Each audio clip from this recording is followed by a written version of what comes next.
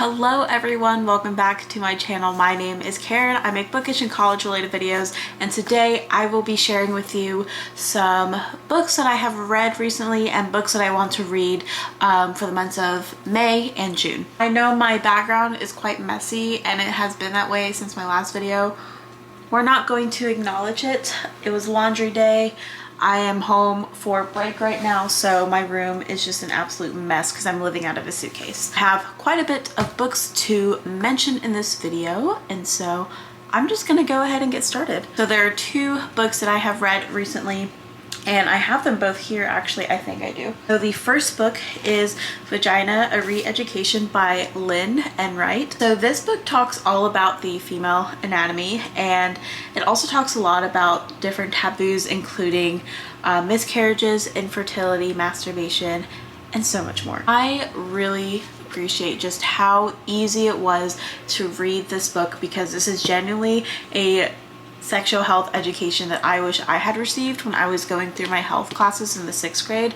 And I also very much appreciate the way the author is very open about her privilege. She does mention that she is a white cisgender woman, and there's a lot of privilege that comes with those identities. And so I really appreciated that. It's a very easy read. It's very quick too. And there's also a lot of different resources in the back, including a reading list, TV shows, films, podcasts, websites, Instagram accounts to follow. And so while she has all the information laid out for you, there's also other readings and stuff that you can do as well. There is a lot of a call to action all throughout these different chapters on what we can do as people reading this book, what government officials can do. And so I really like this book. I feel so lucky to have found it just randomly at my public library on the shelf. I will say, like, can y'all see just how crooked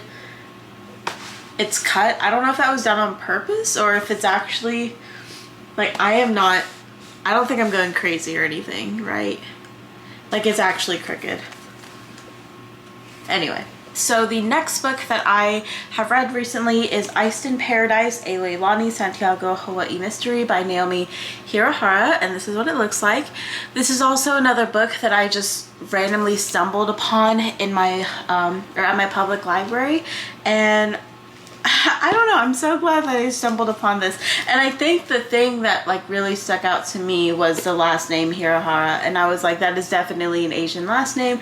And then I saw a Hawaii mystery and I was like, I have to read it. So our main character, Leilani Santiago, comes back from Seattle to help work at her family Shave Ice Shack in Kauai.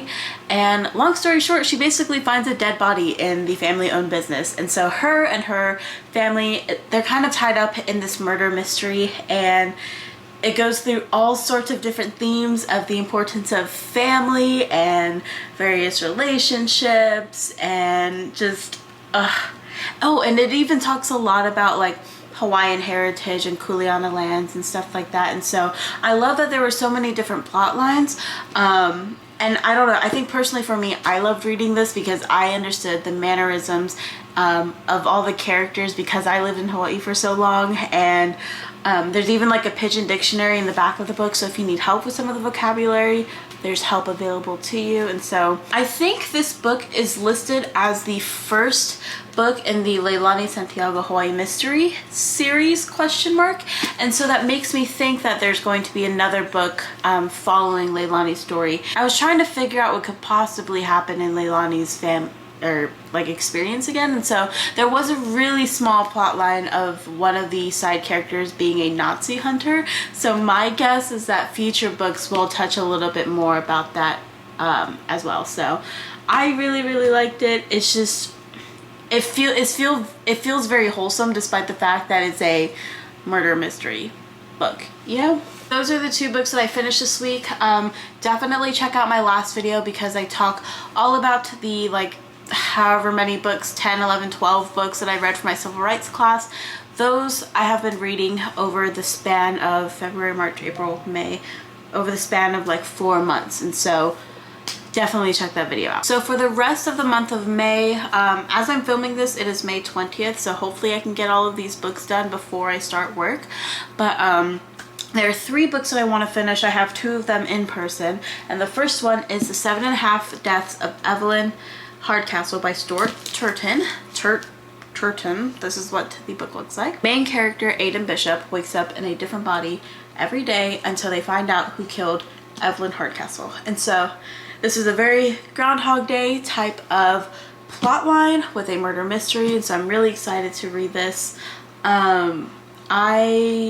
I haven't started yet, but this is the next book that I'm reading, and hopefully I can get it done in the next couple of days. The next book that I have for May is Dial A For Aunties by Jessie Q. Sutanto is the name of the author. And that's what the cover looks like. It's really pretty. I really like this back cover as well. Basically, the main character kills her blind date and calls on all 4 meddling Asian aunties, and they all come to the rescue. That's literally what's written in here. I realized that like by the time May rolls around, I'm so burnt out and tired from school that I never really participate in any sort of Asian readathon or read really in the month of May, and so I don't ever focus on a lot of AAPI centered books, which is ridiculous because I myself am Asian. So when I came across this book in the library, I was like, this is absolutely perfect for me to read in May because it follows a Asian family and Asian characters.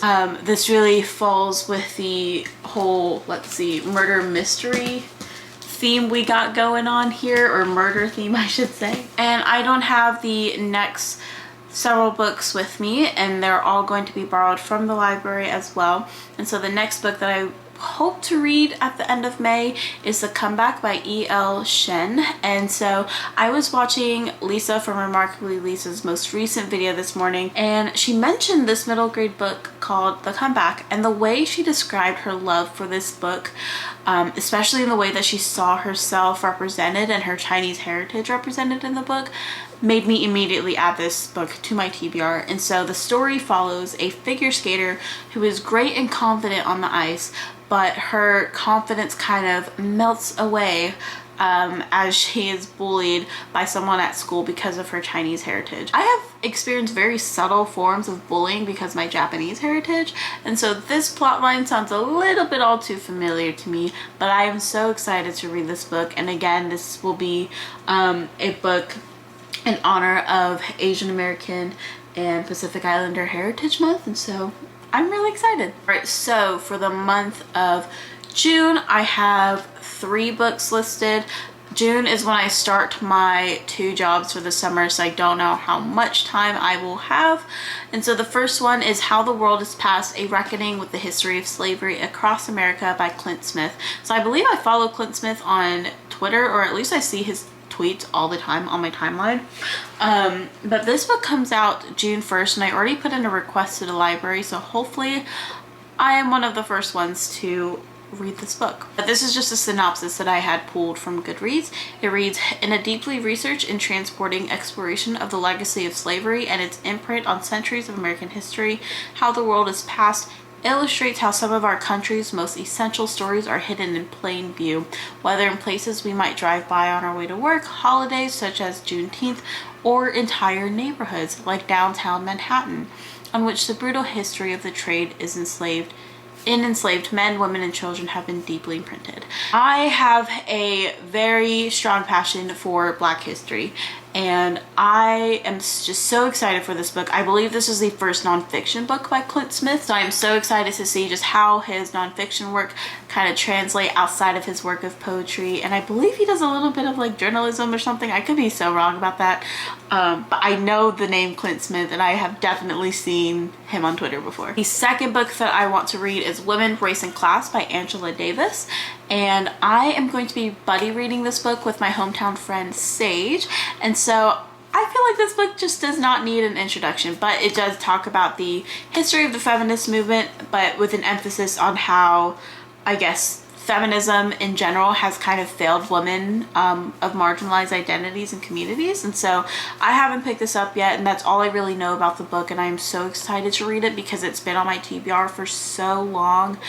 I might do like a reading vlog on it, so if you do want to see a reading vlog of this book, please let me know. The last book that I have listed that I would like to read in June is With Her Fist Raised, Dorothy Pitman Hughes and the Transformative Power of Black Community Activism by Laura L. Lovett. A short synopsis reads, the first biography of Dorothy Pitman Hughes, a trailblazing Black feminist activist whose work made children, race, and welfare rights central to the women's movement. In my recent civil rights class, I mentioned several times that like women in the civil rights did not get the recognition that they deserve, and even though Hughes' work is prominent in the 70s, even just outside the civil rights movement, like women do not get the recognition that they deserve, and I don't think I've ever heard of Dorothy Pitman Hughes' names before. So again, very excited to read this book, and that's the last book that I hope to read in June, so I kind of hope that I read 3 books in June.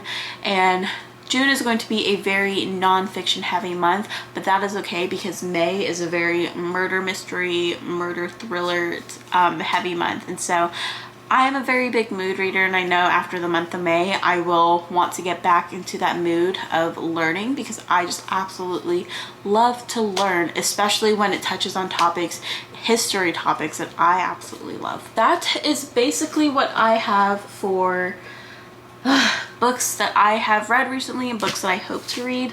And so let me know what you are reading this summer, what's on your TBR. Also, if anyone knows of any adult summer reading programs where I can get prizes, please let me know, because I was thinking about this yesterday, or this morning actually, where like as a kid I would sign up for all of these summer reading programs with the public library, and I would always get a prize at the end of the summer because I read so many books. But why don't they do that for adults? Like, I think adults should be able to do that. And so I need to double check with my public libraries and see if they're doing anything special, because I would absolutely love to do a summer reading program again. That is it for this video. I hope you all enjoyed. If you did, please give this video a thumbs up and please subscribe. I have new videos coming your way very soon. Also, I don't have Instagram or TikTok right now, so please follow me on Twitter if you do want to keep in touch, or on Goodreads, or just subscribe here and keep in touch with me here. Bye everyone.